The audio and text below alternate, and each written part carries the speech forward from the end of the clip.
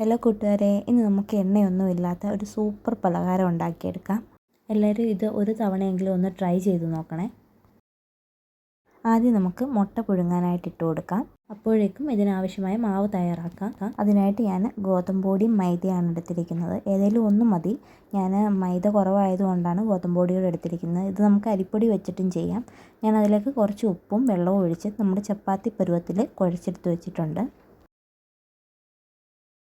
ഇനി ഇതിന് വേണ്ട മസാല തയ്യാറാക്കാം. അതിനായിട്ട് ഞാനിവിടെ 2 ചെറിയ സവാളയും 1 തക്കാളിയും 1 ചെറിയ ക്യാരറ്റും പച്ചമുളകുമാണ് എടുത്തേക്കുന്നത്.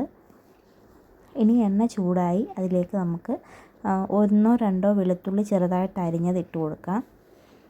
കൂടെ തന്നെ നമ്മൾ അരിഞ്ഞു വെച്ചിരിക്കുന്ന സവാളയും ക്യാരറ്റും പച്ചമുളകും കൂടെ ചേർത്ത് കൊടുക്കാം. കുറച്ച് ഉപ്പിട്ട് വേണം വഴറ്റിയെടുക്കാൻ. ഇതിപ്പോൾ ചെറുതായിട്ട് വാടി വന്നിട്ടുണ്ട്. ഇതിലേക്ക് നമുക്ക് അരിഞ്ഞു വെച്ചിരിക്കുന്ന തക്കാളിയും കൂടെ ചേർത്ത് കൊടുക്കാം.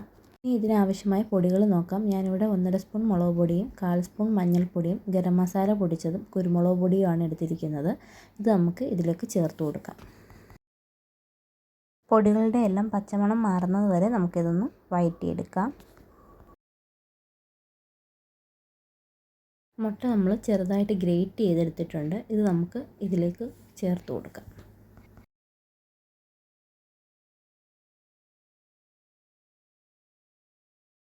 ആവശ്യത്തിന് ഉപ്പൂടെ ചേർത്ത് നല്ലപോലെ മിക്സ് ചെയ്തെടുക്കാം. നമ്മുടെ ഫില്ലിംഗ് ഇവിടെ റെഡി ആയിട്ടുണ്ട്. ഇനി നമുക്ക് മാവ് ചെറിയ ഉരുളകളാക്കി പരത്തിയെടുക്കാം.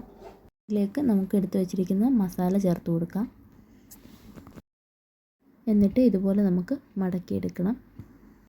ഇനി അത് നമുക്ക് ഇതുപോലൊരു പാത്രത്തിലോ അല്ലെങ്കിൽ ഇഡ്ഡലിത്തട്ടിലോ വെച്ച് ആവി കയറ്റിയെടുക്കാം.